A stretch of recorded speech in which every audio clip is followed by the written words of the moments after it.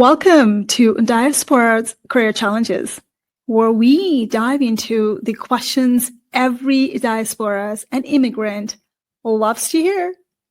Where are you really from? And the classic, what's that accent? Because clearly your name and accent are far more important than your qualifications, right? I am Sweta Regmi, award-winning career strategist and CEO of Teach and Do, with an accent that somehow always manages to steal the spotlight. On this podcast, we will explore the impossible quest of fitting in. From not from here, not from there, to sure, I'll blend in. We'll tackle the joys of code switching, the myth of cultural fit, and why people can never, ever pronounce your name, but somehow they can nail Mikhail Gorbachev every time. If you're done explaining where you're from or why your background makes you too much and not enough for others, well, buckle up. You're in the right place. Let's get into it. Well, we're all dealing with the biases, but this time it is going to be algorithm. AI biases in hiring. We'll go through the example. I have author of Algorithm and assistant professor of journalism at New York University, keynote speaker, and Emmy-award winning investigative journalist. I have a guest, Hilke Schellmann, Emmy-award winning investigative journalist. Delighted to try to help folks the best as we can, like sort of understanding how to get hired in the age of AI. What made you write this book all about algorithm? I'm kind of fascinated by this. It kind of found me. So I was, I was just being a professor. I went to a conference with lawyers in Washington, D.C. in 2017. And I took like a cab ride, like a Lyft ride from the conference back to Union Station to catch a train. And I was talking to the driver and I asked him, like, how are you doing? How was your day? And he was like, oh, I had a weird day. And I was like, what? Tell me more. I'm a journalist. I'm like very nosy. And the poor driver was like, oh yeah, totally. He's like, it's such a weird day. I was interviewed by a robot. He had applied to a baggage handler position at a local airport. And, he got like a phone call and a quote unquote robot, like a pre-recorded voice, ask him questions. And I noted down, I was like, interviews by robots. So fascinating. Never heard of it.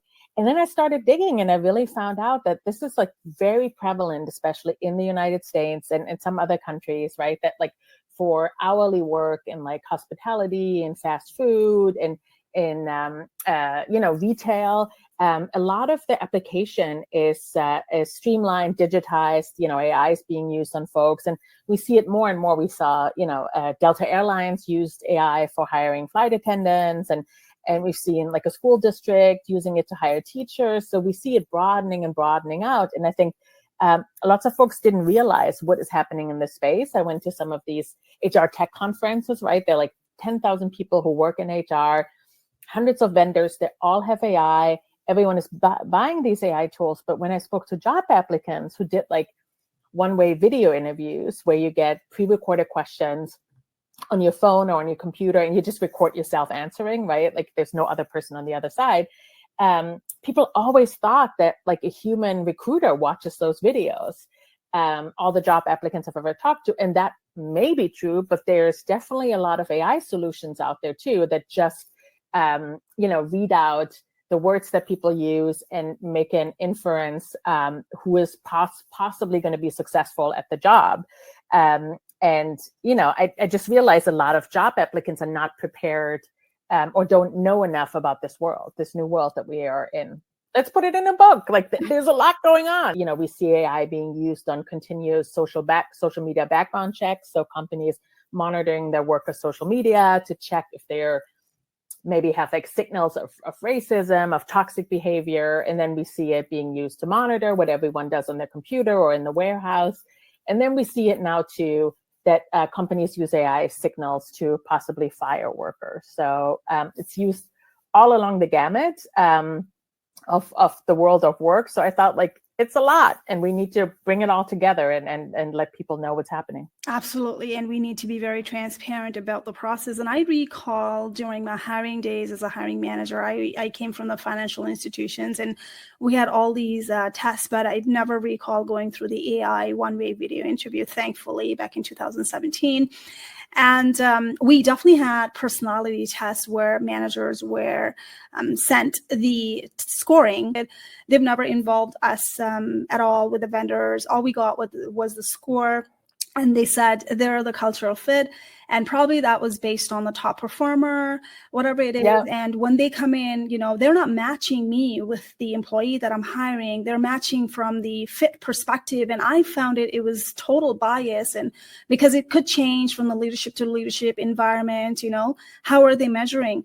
Do you have any thought on that? I'm very glad that we saw culture fit algorithms come up in 2018, 2019. And I'm glad a lot of companies have abandoned them because there could be so much racial bias built into them. Like, what's cultural fit? Like, do you need to look and act like the people who are already in the job? So that doesn't really make a lot for, diversity, bringing in new people. Like, diversification of workforce doesn't work if you try to hire the same people again and again as a culture fit. But we see, the use of personality tests is just so vast, especially in the United States, to understand who the people are. And, there's a lot of concerns. So one concern is that it turns out personality is not very predictive for how successful you be at the job, right? Because you have maybe one personality that comes out in the test, but we as humans can overcome our personality restrictions, right? It turns out I'm actually quite shy. And I had to train myself to be more outgoing, approach people at formal functions. I was always happy to speak with people as a journalist because that's kind of my job. But when I was at these receptions and awkward functions, I had to train myself to overcome my personality. And that's the beauty of humans, right? So maybe your personality test means that you're this kind of person, but you could actually actively work against that and, overcome those obstacles. And also our personality dictates about 5 to 10% of our success in a job. So that's very, very little. So we really shouldn't be looking at that. But here's the big but, because companies do want to know, they want to look under the hood of applicants, right? You present yourself in your material, but they really want to know, who are you really? Who is the non-curated Hilke Schellmann behind all the beautiful words she has chosen, right? So they want to look under the hood and they feel oh, if I use a personality test, I get to know the candidate and they can't fake this. But the truth is personality tests are actually pretty controversial. In psychology, some of them, I've tested some, and some use the DISC, and that's a personality test that even the DISC people who put out the test say, do not use for hiring. This is not a tool for hiring, but people use it in hiring, unfortunately. So it's not a good use. And sometimes, we see questions that sort of almost veer into medical territory, asking people potentially about their mental health struggles. And that's really prohibited information in the United States. That is private. So I think there's a lot of concerns. And then we see personality tests that don't even ask you about, are you the life of the party, but you play games that are supposed to pull out your personality, and they're calibrated, folks who are currently in the job play the game, and whatever their characteristics are. Maybe you have 50 accountants, you want to hire new accountants, and they all play the game, and they're all risk takers for whatever reason, right? Those 50 accountants at your job are risk takers. So then incoming applicants who play these AI games are being compared to the incumbents and sort of looked at well, are you a risk taker?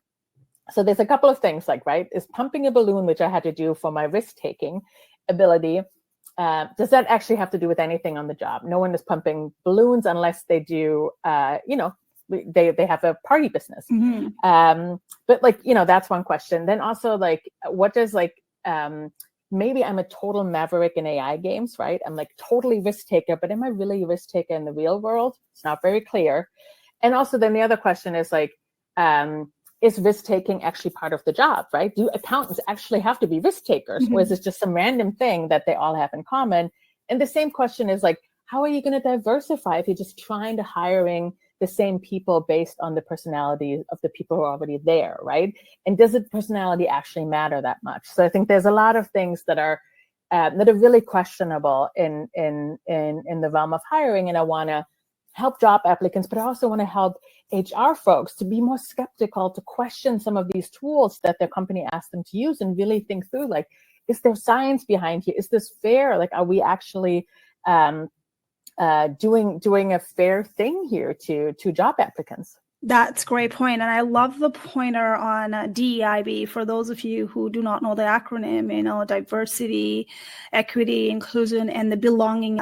As an immigrant, I'm an immigrant in Canada and lived in States for a bit, and I moved here. You can hear me out. I have accent. English is not my first language. Yeah, me too. When I actually looked through one of the top employer here, I looked at that. And I saw right away the red flag, AI video interview. Okay, fine. Then I'm looking at it. How you can be rated was verbal communications. And I was taken back. And the role, Hilke, it's not even the role that you would probably be client facing. It's probably technical. And I see back end and operations and everything. And everyone is going through it, students and, the performer who's been in the business for a while. And I thought about myself and I tagged the media. We were cracking down on these kind of tools. Who's auditing in Canada?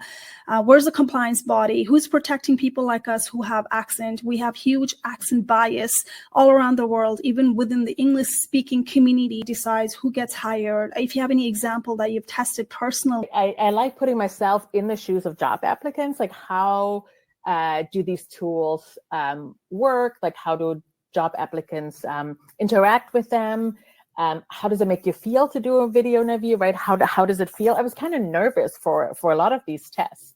And, afterwards, when I was like looking at my personality traits that are allegedly pulled out of my social media, one on LinkedIn, one on my Twitter, I had like opposite personalities, and I was like, okay, I don't think this tool really works. Why was I so nervous? But it's kind of like somebody's looking under the hood of you.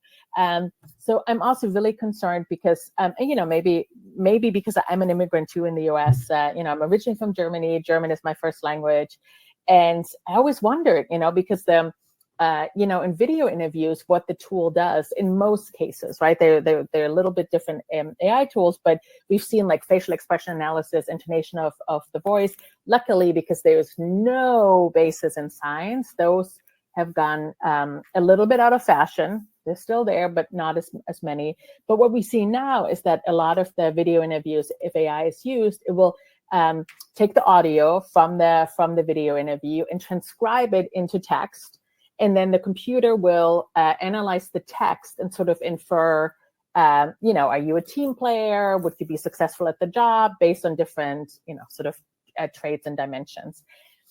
And one thing I've always wondered is like, what is with people maybe who have accents, who have a speech disability, right? Like, is the computer actually, quote unquote, understanding the words as well as others? So we actually have a pretty big body of work that transcription tools that are used, they're also used in Amazon, in Echoes and Alexas, they're used in our phones, and a lot of folks with disabilities use them to communicate with the outer world. They're not as good.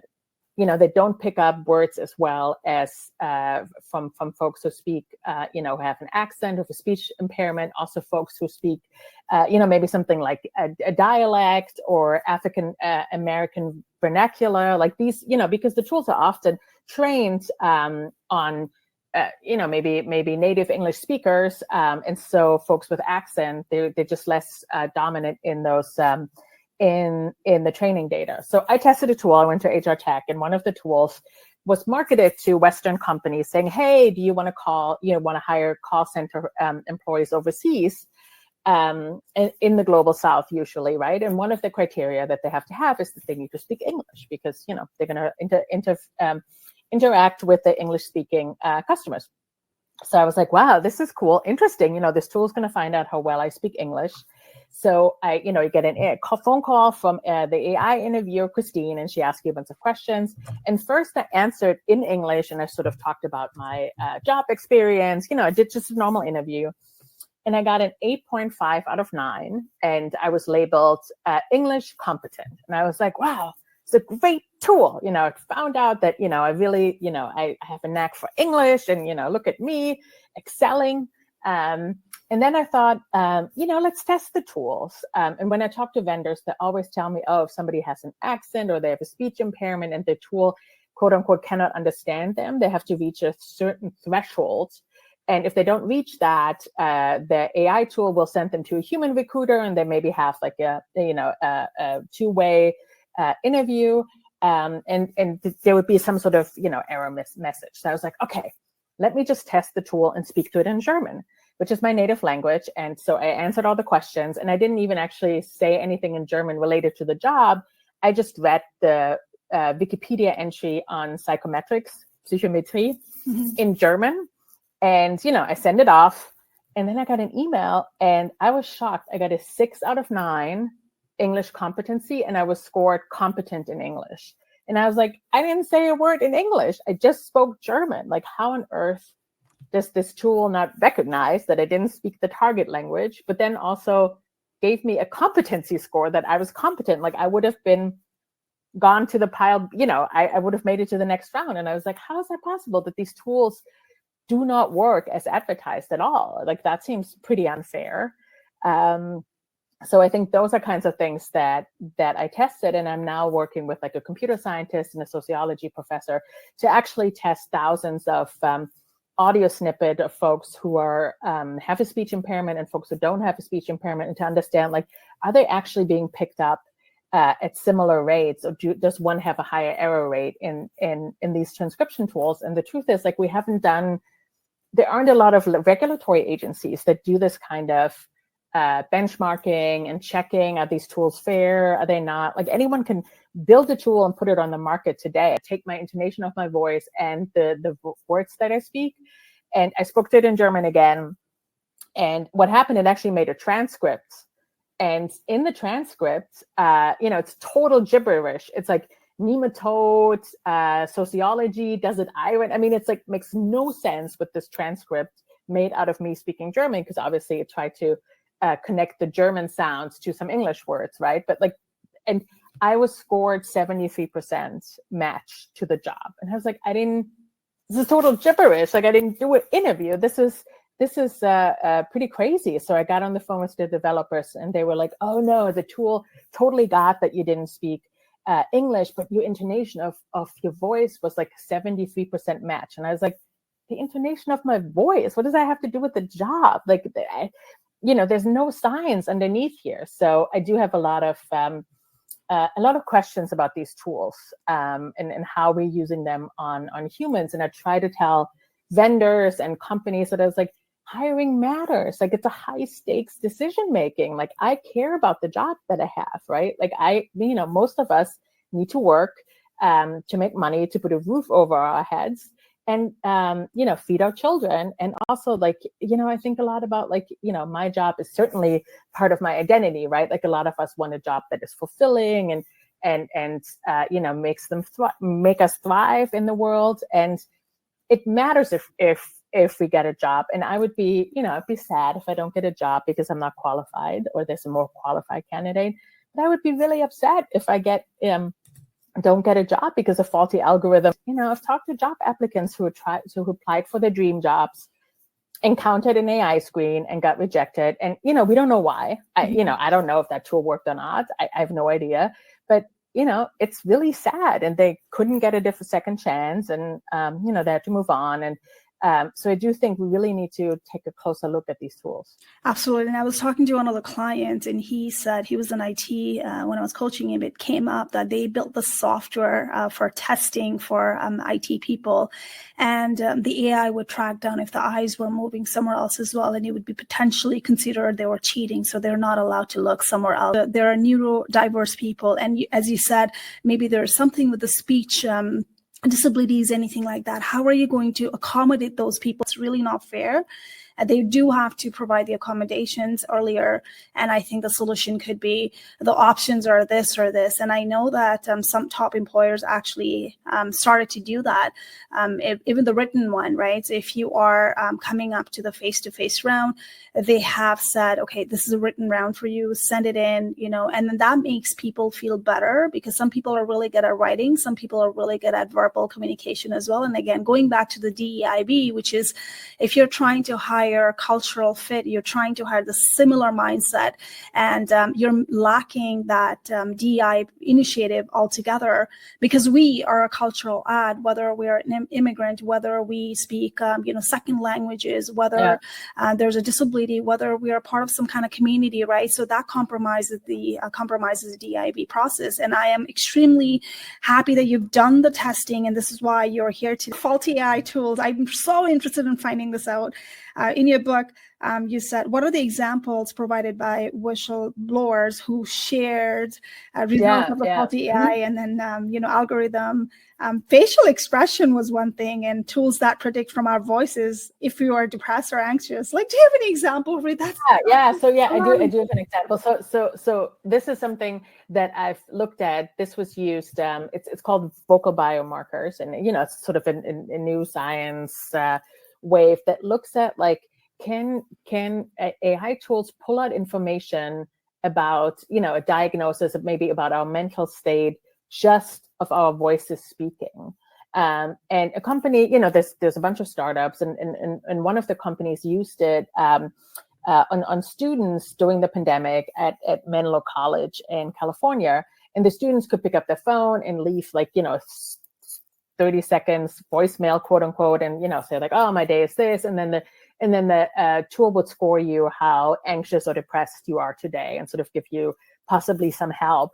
And I think if that is being used in the workforce, I think a lot of these things, companies want to help folks and their employees, and it seems like a great idea.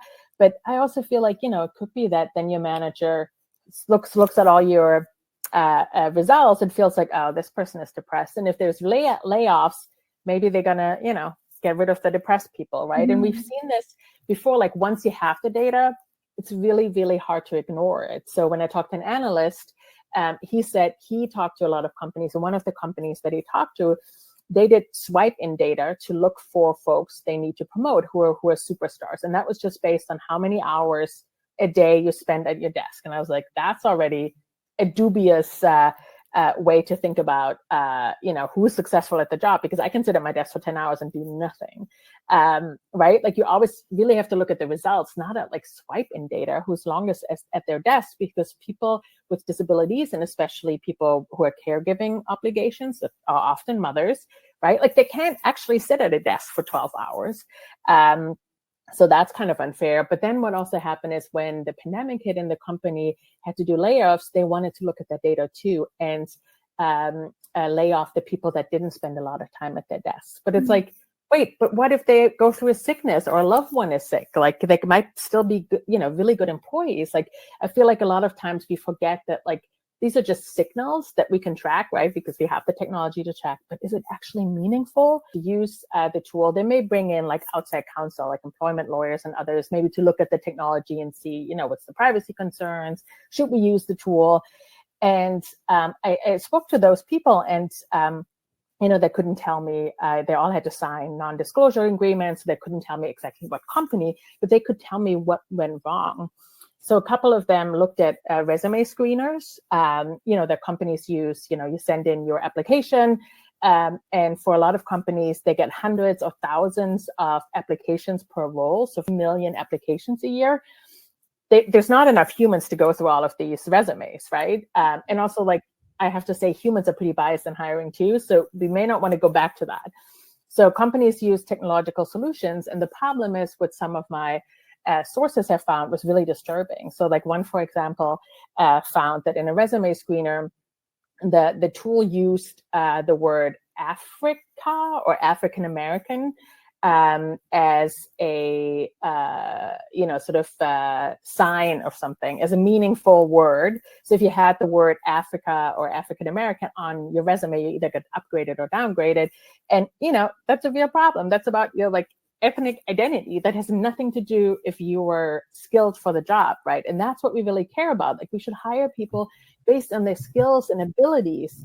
And if you can do the job, if you have the skills, not the hair color, not your skin color, like your hobbies, none of that has anything to do with how good you're on the job. But resume screeners, especially AI tools, right? They're not, they don't understand. They just look for like statistical patterns. So they find out, one of my sources found out that the name Thomas was a predictor of success, because probably in the pile of resumes of the folks that are currently working at the company, there are probably, 5 Thomases in there, right? Where one of my sources found that the resume screener had given folks who had the word baseball on their resume more points, and had downgraded folks who had the word softball on their resume, downgraded them. So in the United States, there's probably mostly men would put baseball on their resume, and women would put softball, because women usually play softball, right? So what it might have, something that looks like totally benign, might actually be a marker of gender discrimination. So we see some of that. And I think that's really disturbing. And, the companies and the vendors themselves didn't find this, right? It was like outside counsel find these kinds of problems. So if a company never looks at these tools and just buys them, they may never uncover this. And what's also kind of problematic is like, the vendors are not going to tell us that they have problems with the algorithms, right? But also the companies that use it, especially in the US, are so freaked out that there might be a class action lawsuit, because if, a large company uses a faulty AI screener for all the resumes that come in, right? And, they make that public, there might be hundreds of thousands or even millions of people that potentially have a claim of discrimination. So they're not going to tell us. So there's very little progress that, we can actually root out problematic technologies and say like, hey, let's not do that, but do that. That is more fair, right? So I think that's another problem. It's not a conspiracy. It's just like the way the system is sort of set up, that it doesn't lead to transparency. So I think we need to push lawmakers to ask for more transparency in this space. Absolutely. And you bring the valid point. And I know like company like Amazon not too long ago, it found there was a gender bias in there, and they tried to fix it, and they gave up, and they totally scratched it because they're waiting. And probably this was one of the factor in a tech sector. There were literally, there was a biases that was found, and they couldn't fix it, and they decided to toss it out and go with something else. And I know there's a resume screener out there. It would score you. Now, I know there are recruiters, they're going to say, we absolutely check out everything before we reject you. But I think when I go as a hiring manager, I've used one of the tools in the banking sector. When I went in there, when I'm typing specific word on it, so I don't know how the vendors are giving me that Boolean search when I'm typing the skill, hard skills. I don't know, to your point, what's coming up. Am I seeing Thomas all the time? Did I think about it? Why am I just getting Thomas for the role that I'm hiring for? And as per you're telling me that it's not even people, an employer, they found out, it's a council they found out, right? Yeah, it's outside people that the company brought in. It's not like coming up just because they keep monitoring the system. It came up because they brought in outside counsel to take a look under the hood. And I think that points to some of the things that I actually agree. And, I think the problem is that often these systems, they keep working, right? You still get rankings of people, the system works, quote unquote, but you're not seeing if it's biased, like who are the people that were rejected. It's a little different than, my phone either makes phone calls or not, and I know it's broken or not. Like these tools, they keep ranking people, but it's unclear actually, like how are they ranking it? We don't really know how the AI tools actually make inferences and predict if somebody should be at the top of the list for a recruiter or at the bottom of the list. And the developers themselves don't often know that. And I think that's sort of really problematic when we don't know why an individual was put on like rank 1 or rank 30 or was rejected. And no one knows. And if we don't really look closely and monitor these systems, we can really have bias built in. So many people in companies, HR managers who tried out a technology and then they found a problem and they abandoned it. So it's not every tool, but it's pretty out there. So we do want to be really careful. That's a good development. That's right. Focusing on the hard skills versus soft skills. Again, soft skills could change based on the environment, leadership skills, and where you are at your life too, right? So one of the things that you talked about in your book was algorithm scanning our online activity. I was looking at the blog, the guy, it came in on the reference check. He passed it. And later on in a reference check, when the algorithm did the reference check later on online, social media branding, he found out that he failed on that. And after going through back and forth, escalating the issue, the algorithm that was, if the guy likes some kind of pictures, like the holding the beer, politics and stuff like that, that was a really sensitive topic, algorithm rated him down as well. So do you have those examples? I actually did talk to someone, an employee who had to reapply for a job because they had some, system changes. The company used an AI tool that made inferences about their social media usage, and they actually asked the company for the data. So they got hundreds of pages and saw that, for example, some tweets that they liked about, like, I don't know, a toddler running through Whole Foods with a bottle of liquor, and was, I don't know what they were saying, like, they liked that tweet and it was flagged bad for alcohol. And, it's like, they didn't even write that. And there's no context to it, right? So I think a lot of what we see in this realm is like sort of keywords that maybe AI tools pick up in our social media usage, but there is like total context lacking. An AI tool is not going to know the difference. And there's not enough humans to go through all of these your social media posts and like rate them and, double check if this is working. So I think that is another thing that is problematic. It's funny how you say it.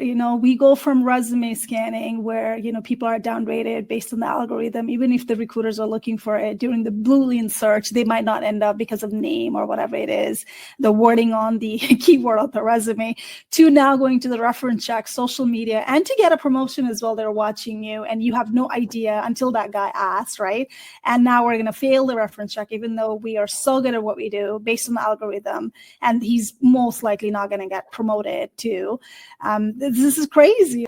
Monitoring employees at work, like there's really no law that prevents that in the United States, and really we also have case law that's very clear that anything that is done on a work issued computer does belong to the company. So you really have no right to privacy. And they found out that 8 of the 10 largest companies in the United States do track monitor some of their workers. And I come from that environment in the field, contact center, everything is tracked. The agents were taking calls. We could literally see the strokes and where did they go. It's tracked down. We can see their chat and everything. And they're made on an onboarding process. They have to sign it saying that we can, electronic disclosure needs to be signed. Now, especially in Ontario right now, it's been introduced. If the employers have more than 25 employees or something, you have to get that consent. It's been regulated, I believe. And there are things that, in Ontario, Canada, we are moving ahead with these kind of pieces to protect the employee. But again, it's not for everybody out there, and employees are really freaking out, like what's being tracked. I don't even know. Forced consumerism or for forced consent a little bit, right? Because if I apply for a job and they ask me to do a video interview, am I going to say no? Like, I want the job. Like, am I going to start a fight with the software? Because often there isn't even an HR person, right, that answers the emails. Like, am I going to start a fight with that? No. The same thing when I start a new job, I'm onboarding, I'm sitting at my desk for the first time, new computer, and it asks me all kinds, and it's like, hey, just so you know, this Google Drive is part of the company. Okay, yes. I'm just going to say yes. Like, am I going to start arguing in my first day at the job? And I think a lot of us just say like, okay, sure, yeah, it's the companies, but then we don't realize that like literally anything can be tracked on that. And a lot of times it gets tracked and no one looks at it, but now we have AI tools that can sort of infer malicious intent. Challenging comes with the privilege as well, right? I'm not going to do that video interview. I'm not going to go to multiple rounds. I'm not going to be interviewed by AI. It absolutely comes with the privilege at where you are in your life. Are you desperate? Can you afford this? So many things. And mostly for people of color and, underrepresented community, we don't have that large network. We don't have that privilege. Well, Hilke, so it's such an honor to come in here. No, thank you for having me. And thank you for everyone to listening in. And also, like, I'm on LinkedIn. There's only one Hilke Schellmann. Please contact me if you have any questions, if you want to chat, if you want to share your experience. Where can people find your book and where is it? I hope anywhere on Amazon, Barnes & Noble. And that's the wrap for today's episode, Diaspora's Career Challenges, where blending in is overrated and fitting in to someone else's mold is so last season. If you love this sarcasm, don't forget to subscribe, share, and I'd really appreciate your review. I'm here to remind you that you're not here to fit in. You're here to stand out. Your accent is still a mystery to some. Who cares? So the next time someone asks, "Where's that accent from?" just smile and say, "Oh, don't worry. It's called unique. You'll get used to it." Where can you connect with me? I'm all over on social media. Connect with me on LinkedIn. And I do have a free resources for job search and career under teachingdo.com/free resources. Can't wait for you to come in and join me next week.